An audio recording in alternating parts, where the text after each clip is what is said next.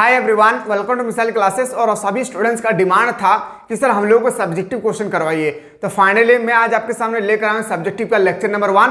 और जितना ज़्यादा हो सके मेरे भाई इस वीडियो को शेयर करें, और मैं आप लोगों को सब्जेक्टिव क्वेश्चन के साथ साथ में जल्दी आप लोगों को ऑब्जेक्टिव भी प्रोवाइड करने की कोशिश करूंगा, क्योंकि हम लोगों के पास ओनली फॉर कुछ ही समय बचा हुआ है। तो हम दोनों क्लास आप लोगों को एक साथ आप लोग प्रोवाइड करने की कोशिश करेंगे। चलिए लेट नहीं करेंगे। सबसे पहला कि लिंग अनुपात किसे कहते हैं, एकदम सिंपल भाषा में हम लोग को देखना है। सबसे पहले लिंग अनुपात के बारे में अगर हम लोग चर्चा करें, मेरे दोस्त याद रखिएगा, लिंग अनुपात का मतलब होता है कि 1000 मर्द के पीछे कितना पुरुष है, 1000 पुरुष के पीछे कितना महिलाएं हैं, इसी को हम लोग बोलते हैं लिंग अनुपात। सन 2001 के आंकड़े के अनुसार देश में पुरुषों की संख्या 53.13 करोड़ है, जबकि स्त्री की संख्या 49.57 करोड़ है। प्रति 1000 पुरुषों के पीछे 9 से 93 महिलाएं हैं। केरल राज्य में महिलाओं की संख्या पुरुषों से अधिक है। अगर आपसे पूछा जाएगा ना भारत को राज्य का नाम बताइए जहां पे पुरुषों की संख्या जो है महिला से कम है, तो बताएंगे वो राज्य होगा कौन, तो बताएंगे केरल। हरियाणा राज्य में महिलाओं का औसत सबसे कम, अर्थात प्रति 1000 पुरुषों के पीछे 861 महिला। अब ये सर हमें समझ में नहीं आया, हम लोग आंसर कैसे करेंगे एग्जाम में। ये तो क्वेश्चन ज्यादा मार्क्स का आने वाला नहीं है, 2 मार्क्स का आएगा। और 2 मार्क्स का मतलब जितना सिंपल में आंसर लिख सकते हैं आप उतना सिंपल में लिखना है। जैसे मैं कह रहा हूं आपको पेपर में उसी तरह से लिखना है। लिंग अनुपात का अर्थ होता है कि 1000, इस तरह से लिखना है आपको यहाँ पे 1000। लिंग अनुपात का अर्थ होता है प्रति 1000 पुरुष के पीछे कितनी महिलाएं की संख्या हो, इसी को हम लोग लिंग अनुपात कहते हैं। लिंग अनुपात का फॉर्मूला भी याद रखना है। लिंग अनुपात, जब आप पूरा डेफिनेशन लिख लेंगे, अनुपात का फॉर्मूला भी आप लोगों को लिख लेना है मेरे भाई। क्या? पुरुषों की संख्या, ठीक है, यहाँ पे लिखना है महिलाओं की संख्या। यहाँ पे आपको पुरुषों की संख्या, लिंग अनुपात का फॉर्मूला भी लिखना है। लिंग अनुपात इक्वल टू होता है कि पुरुषों की संख्या को नीचे रखेंगे, महिलाओं की संख्या को ऊपर रखेंगे, इसी को हम लोग लिंग अनुपात कहते हैं। फिर से मैं बोल रहा हूं, यहाँ पे थोड़ा सा भी आप लोगों को ध्यान नहीं देना है। लिंग अनुपात उसे कहते हैं, या तो लिंग अनुपात का अर्थ होता है प्रति 1000 पुरुषों के पीछे कितनी महिलाएं हो, जितनी महिलाएं हो उसी को हम लोग बोलते हैं लिंग अनुपात। लिंग अनुपात का फॉर्मूला दर्शाता है क्या, तो बताएंगे सर महिलाओं को रखेंगे ऊपर और पुरुषों को रखेंगे नीचे, इसी को हम लोग बोलते हैं सर लिंग अनुपात का फॉर्मूला। आशा करते हैं कि आप लोगों को समझ में आ गया। 2 मार्क्स का क्वेश्चन है। चलिए आते सर अगला क्वेश्चन, जाति व्यवस्था की विशेषता की विवेचना करें। जो जाति व्यवस्था है इसके बारे में हम लोग को विवेचना करना है। जाति में श्रेणी में परिस्थिति में संयोजित अनेक जातियों की व्यवस्था शामिल होती है। प्रत्येक व्यक्ति किसी ना किसी जाति से संबंध रखता है। कोई ना कोई हिंदू, मुस्लिम, सिख, ईसाई, एससी, एसटी कोई ना कोई जाति से संबंध रखते हैं। फिर से बताता हूं जाति व्यवस्था क्या है, ध्यान से समझिए। जाति में श्रेणी में परिस्थिति में संयोजित अनेक जातियों की व्यवस्था शामिल है। प्रत्येक व्यक्ति किसी ना किसी जाति से संबंध रखता है, कोई भी जाति से वो संबंध रखते। जाति में अपनाई गई सदस्यता में खान पान के नियम भी शामिल होते हैं। और जिस जाति से हम लोग, मान लेते कि मैं हिंदू से हूं, तो हिंदू का खान पान रहन सहन बिल्कुल अलग होगी।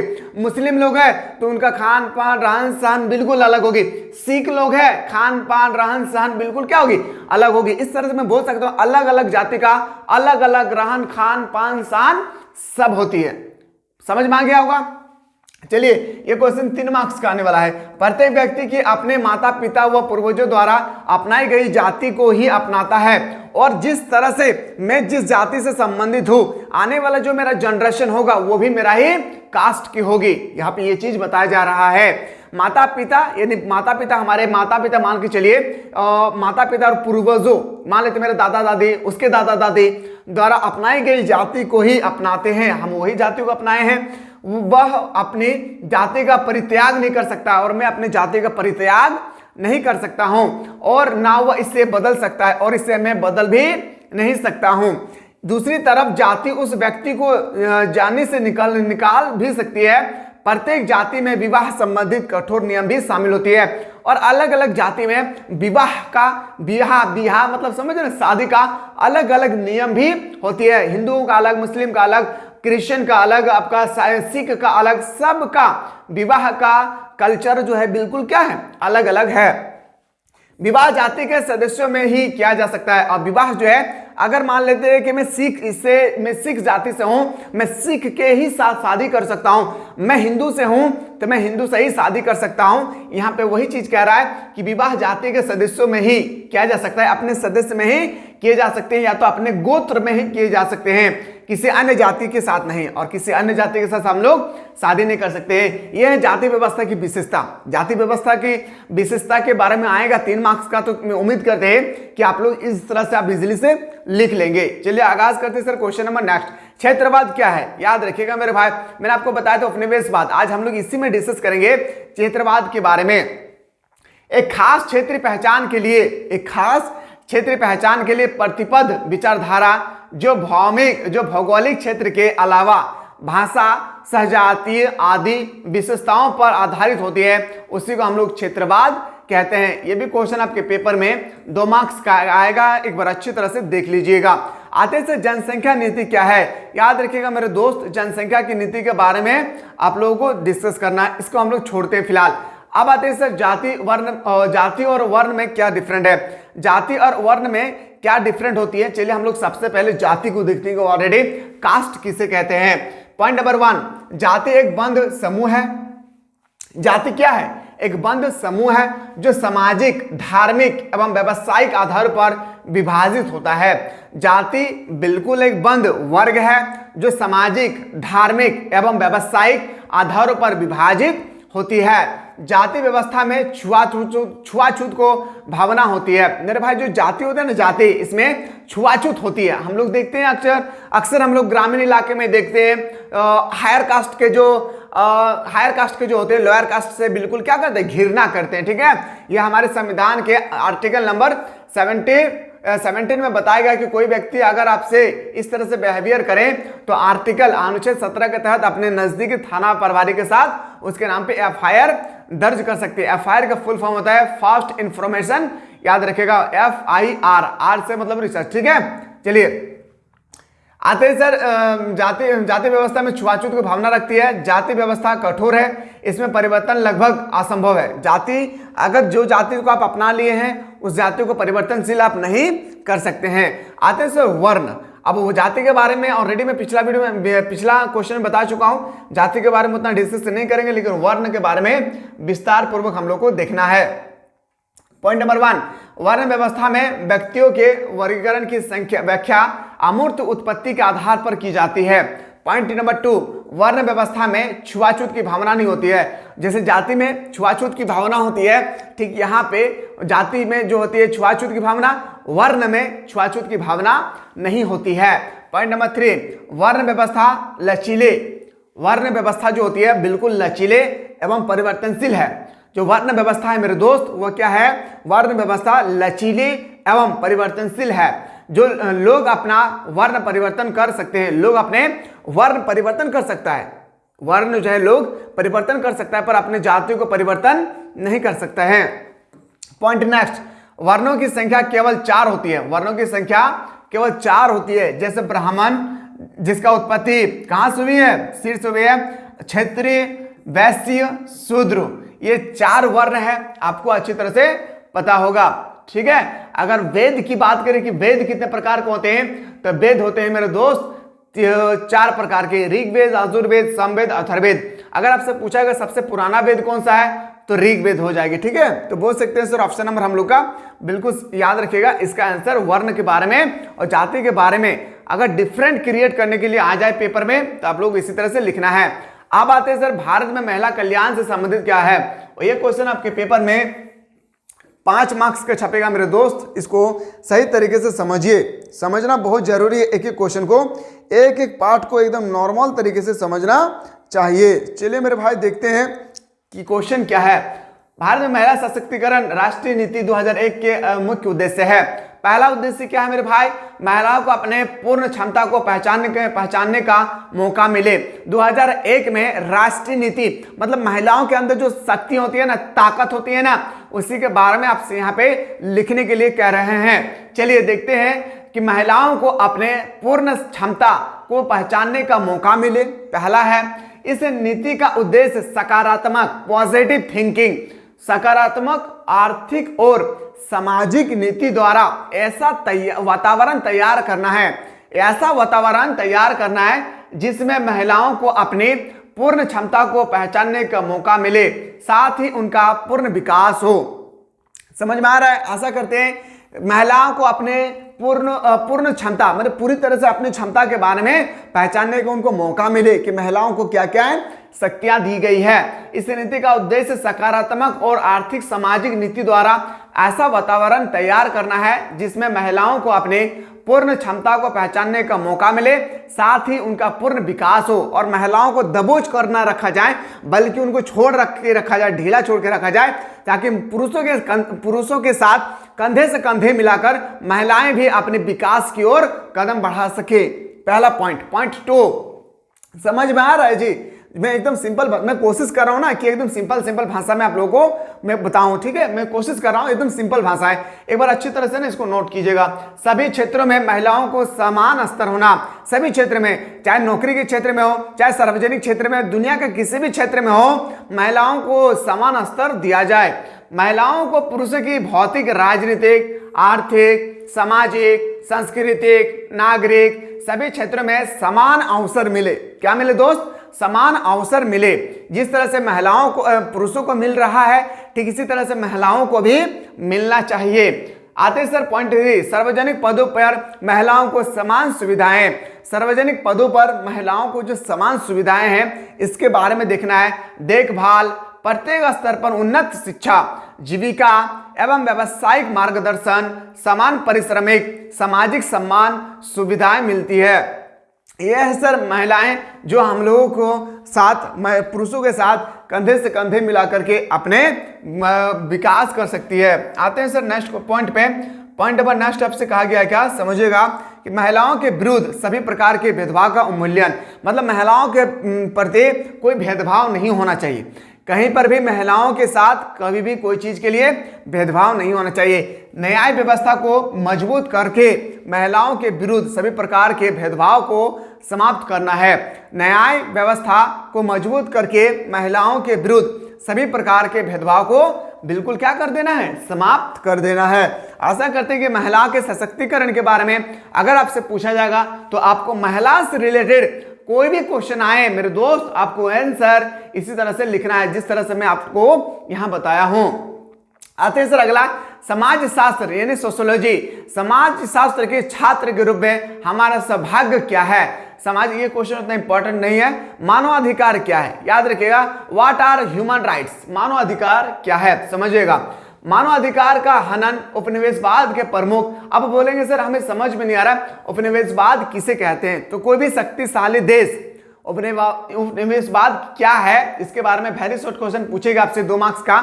इस तरह से लिखना, उपनिवेशवाद का अर्थ होता है कि कोई भी शक्तिशाली देश कोई कमजोर देशों को अपने अधीन कर ले, अपना गुलाम बना ले और वहां के गुलामी व्यक्तियों का सामान का दुरुपयोग करे, मतलब अपना सामान मानकर उसका उपयोग करे। दैट इज कॉल्ड ऑफ, क्या बताएंगे सर? यही हम लोग बोलते हैं उपनिवेशवाद।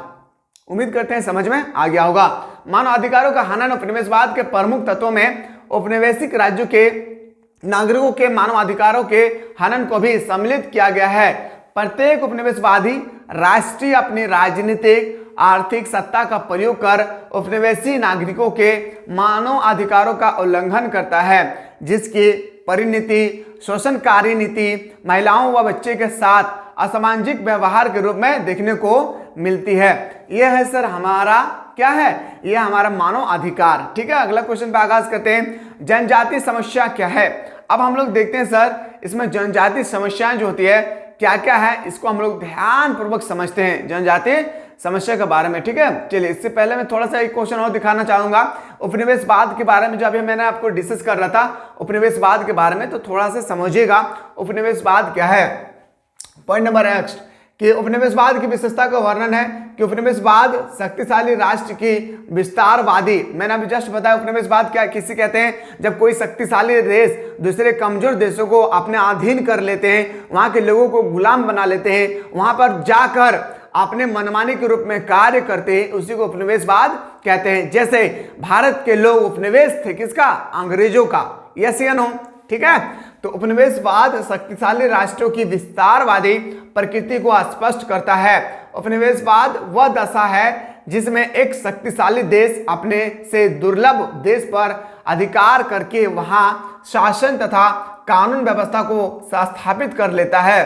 पॉइंट 3, उपनिवेशवाद दीर्घकालीन शोषण नीति पर आधारित होती है। और उपनिवेशवाद जो कहते हैं ना मेरे भाई, याद रखिएगा ये थोड़े समय के लिए नहीं होता है। सोचिए अंग्रेज लोग हमारे देश आए थे कब? 1600 ईस्वी में। अब गए कब? 1947 को। लगभग सोचिए 400 साल तक वो हमारे देश पर शासन किए। ये थोड़े समय के लिए नहीं आते हैं। वही कह रहा है पॉइंट नंबर 3 में कि उपनिवेशवाद दीर्घकालीन शोषण नीति पर आधारित होती है।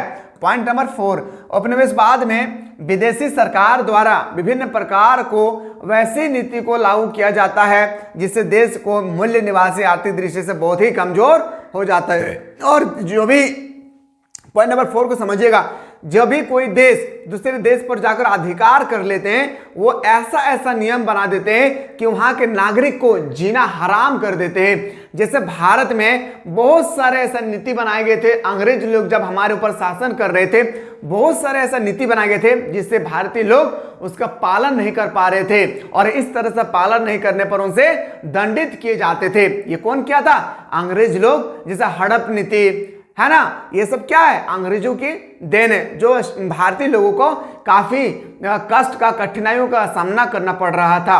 पॉइंट नंबर 4 में वही कहा गया है। पॉइंट नंबर 5, उपनिवेशवाद में शासक देश द्वारा देश के मूल्य निवासियों पर प्रत्यक्ष रूप से अपनी सांस्कृतिक सामाजिक मूल्यों और आर्थिक क्रियाओं में परिवर्तन लाने के दबाव डाला जाता है। तो ये भी हम लोग बोल सकते हैं सर पॉइंट नंबर 5 के। ये 5 विशेषता होती है जो भी कोई भी देश दूसरे देशों को उपनिवेश जब बना देती है तो 5 विशेषताएं होती है। आते हैं सर अगला क्वेश्चन, नातेदारी के प्रकार होती है। मेरे भाई मैंने आप लोगों को बताया था ना कि नातेदारी के 3 प्रकार होते हैं, प्रथम नातेदारी, द्वितीय नातेदारी, तृतीय नातेदारी। पर यहाँ पे दूसरा चीज आपसे पूछा गया, throw light of the type of kinship. नातेदारी के प्रकार, वैवाहिक नातेदारी, समर्थित नातेदारी। जब किसी पुरुष द्वारा किसी कन्या से विवाह किया जाता है, जब कोई भी पुरुष, मान लेते मैं पुरुष हूं, मैं किसी महिलाओं के साथ विवाह करता हूं तो उसका संबंध ना केवल कन्या से होता है, मेरा संबंध सिर्फ उस लड़की से नहीं है बल्कि उस लड़की से जुड़ी उनके फैमिली में जितना भी मेंबर है सबसे मेरा कनेक्शन हो गया है। केवल कन्या से नहीं होता है, वरना कन्या के परिवार के उनके सदस्य भी उसका संबंध स्थापित हो जाता है। मेरा सिर्फ कन्या से नहीं होता है, मेरा संबंध जब मैं किसी भी लड़की के साथ में शादी करता हूं तो मेरा संबंध सिर्फ उस लड़की से नहीं होती है, उसके अलावा उसके परिवार में जितने भी उसके माता पिता, दादा दादी, नाना नानी, काका काकी जो भी होती है उसके साथ भी मेरा रिलेशन हो जाता है। उसको हम लोग वैवाहिक नातेदारी कहते हैं। समरकर्ती नातेदारी क्या है? समरकर्ती नातेदारी के संबंध रक्त के आधार पर होती है। उदाहरण के लिए माता पिता, बच्चे के बीच रक्त मतलब देखिए समरकर्ती नातेदारी का मतलब होता है जैसे मैं, मेरे फादर, मेरा मदर, मेरे ब्रदर, मेरे सिस्टर, इसको हम लोग बोलते हैं समरकर्ती नातेदारी।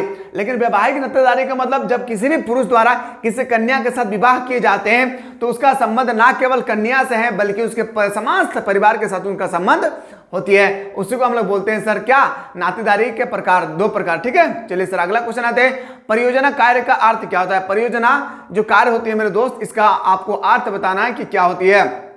समझना बहुत इजी है मेरे भाई, एक एक क्वेश्चन को समझना बहुत जरूरी है। आधुनिकरण की प्रकृति पर प्रकाश डाले हैं। देखिए आधुनिकरण मतलब प्रेजेंट टाइम में मान लेते हैं कि हम लोग कुदाल मतलब खेती करते हैं, अब मशीन आ गया तो क्या है? आधुनिकरण है ना? उसी के बारे में कह रहा है। आधुनिकरण परिवर्तन की एक प्रक्रिया है जिसमें औद्योगिक विकास, नगरीकरण, राष्ट्रीय आय और प्रति व्यक्ति आय को विकास का सूचक माना जाता है। आधुनिकरण सामाजिक परिवर्तन की यह प्रक्रिया है जिसमें आर्थिक विकास की नीति तेज होती है। आधुनिकरण नई तकनीकी और ज्ञान पर निर्भर करता है। आधुनिकरण को निर्धारण करने वाले कई कारक निम्नलिखित हैं। पहला, शिक्षा का स्तर में वृद्धि होती है। पहले लोग उतना पढ़ा लिखा नहीं था, अब धीरे धीरे लोग पढ़ा लिखा हो रहे हैं। ठीक है, पॉइंट जनसंचार साधनों का विकास। पहले लोग चिट्ठी लिखते थे, लव लेटर में तो समझ में आ गया ना, तो चिट्ठी लिखते थे ना, तो पहले कागज पर लिखते थे, फिर मोबाइल के जरिए आया, छोटा छोटा मोबाइल, फिर इतना डेवलप किए कि आप दुनिया के किसी भी कोने पे रहें, आपका चेहरा हम अपने मोबाइल पे देख सकते हैं, मेरा चेहरा आप अपने मोबाइल पे देख सकते हैं। इस तरह से दूरियां हमेशा कम हो जाते हैं, ठीक है। तो वही कह रहा है कि जनसंचार साधनों का विकास, पॉइंट नंबर 3, परिवहन और संचार साधनों का विकास होती है। प्रजातांत्रिक राजनीतिक संस्थाओं का भी एक तरह का देखा जाए तो क्या होती है मेरे भाई, विकास होती है। तो इस तरह से आपके पेपर में क्वेश्चन आएगी। अगला विकास देखते हैं सर, अगला विकास हम लोग का क्या है, आधुनिकरण से क्वेश्चन आएगा, ध्यान देना है, ठीक है। अगला जो विकास है सर हम लोग का पॉइंट नंबर 5, नगरों का विकास और जनसंख्या का गतिशीलता। जनसंख्या धीरे धीरे बढ़ रही है, ये मानिए या ना मानिए, दिन प्रतिदिन हम लोग अपने आंखों से देख रहे हैं, जनसंख्या बढ़ती जा रही है। संयुक्त तो परिवारों का स्थान पर एक परिवार, पहले कंबाइंड ज्वाइंट फैमिली रहता था, 5 भाई है तो 5 भाई मिलजुल कर एक परिवार में रहा करते थे। लेकिन अभी 5 भाई की जगह अगर 2 भाई का अगर शादी हो गया तो बिना शादी किए भी भाई सब क्या होते हैं, अलग हो जाते हैं। ये हमें देखने को मिल रहा है हमारे समाज के अंदर। जटिल श्रम विभाजन, धार्मिक प्रभाव की कमी, वस्तुओं और सेवाओं को खरीदने के लिए बाजारों का विकसित होना। पहले हम लोग जब भी सामान खरीदते थे उतना बाजार वगैरह कहीं पे लगता नहीं था, लेकिन अभी प्रेजेंट टाइम में देखेंगे जहां पे भी किसी भी चौराहे पर जाकर देखिए कहीं ना कहीं बाजार लगा हुआ है। यस या नो बता दीजिएगा, ठीक है। तो ये है सर हम लोगों का किसका, आधुनिकरण जो होती है हम लोग का आधुनिकरण की एक एक विशेषताएं जो आपको यहाँ पे बेहतरीन तरीके से दिख रही है। चलिए सर अगला क्वेश्चन पे आगाज करते हैं। ग्रामीण एवं नगरीय समुदाय में अंतर स्पष्ट करें। और ये क्वेश्चन मैं एक बार नहीं, मैं हजारों बार अभी तक आप लोगों को पढ़ा चुका हूं मेरे भाई। ग्रामीण और नगरीय समुदाय, मैं यहाँ पे आंसर नहीं बता रहा हूं, आप आंसर नहीं बताना है। देखिए अंतर अगर स्पष्ट करें, सबसे पहले ये मैं ज्योग्राफी में पढ़ा चुका हूं, हाँ इसीलिए मैं बोल रहा हूं कि मैं 1000 बार बता चुका हूं, एक बार नहीं 1000 बार। और उत्तर आपको इस तरह से नहीं लिखना है, मैं पहले बोल दे रहा हूं। पहले आपको एक तरफ लिखना है ग्रामीण, एक तरफ लिखना है आपको नगरीय। क्या लिखना है, ठीक है। पॉइंट नंबर 1 देना है, लिखना है ग्रामीण। देखिए पहला लिखना है ग्रामीण समुदाय के लोग प्राथमिक क्रियाकलाप पर निर्भर रहते हैं। प्राथमिक क्रियाकलाप कौन कौन, जैसे में लिखना है पशुपालन, पशुचारण, खनन, कृषि लिखना है। पहला फिर से मैं बोल रहा हूं, समझिए, सुनिए, सिर्फ लिखने का समय नहीं है, ना याद करने का समय है, ना रट्टा लगाने का समय है।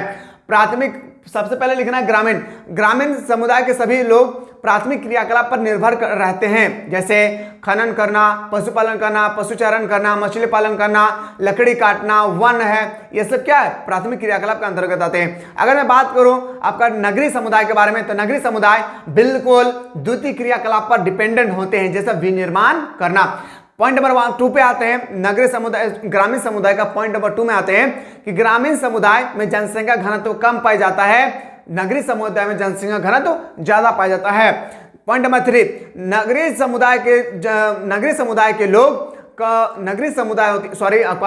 ग्रामीण समुदाय के लोग कम पढ़ा लिखा होते हैं, जबकि ग्रामीण समुदाय के लोग कम पढ़ा लिखा होते हैं, लेकिन नगरीय समुदाय के लोग ज्यादा पढ़ा लिखा होते हैं। उसके बाद नगरीय समुदाय की जनसंख्या कम होती है, ग्रामीण जनसंख्या कम होती है। उसके बाद यहाँ पे लिखना है आपका नगरीय समुदाय की जनसंख्या बहुत अधिक होती है। यहाँ दिन प्रतिदिन जो है विकास नहीं हो रही है, लेकिन नगरीय समुदाय में दिन प्रतिदिन विकास हो रही है। इस तरह से आपको अपने डिपेंड लिखना है मेरे भाई, डिफरेंट लिखना है कि ग्रामीण और नगरीय में क्या क्या डिफरेंट है, एक एक पॉइंट को लिखना है, ना कि इस तरह से रट्टा लगाना है, नहीं तो फिर फंस जाएंगे। भारत में राज्य की भूमि को स्पष्ट करें, ये सब हम लोग को देखना है। अगले देखिए पर्यावरण आंदोलन, हम लोग अगला क्लास में यहां से डिस्कस करेंगे मेरे भाई, पर्यावरण आंदोलन क्या है। इसके बाद हम लोग एक एक क्वेश्चन ना बहुत इंपॉर्टेंट से मैं आप लोगों को बताऊंगा। बाकी सब जो क्वेश्चन है मैं आज ना आप लोगों को भरपूर क्लास दूंगा, बस आप लोग रेडी रहिएगा, ठीक है। आज मैं आप लोगों को भरपूर क्लास दूंगा, रात 11 बजे तक भरपूर क्लास दूंगा। आज बिना अपने नेट को बचा कर रखिएगा, कहीं वेस्ट नहीं करना है।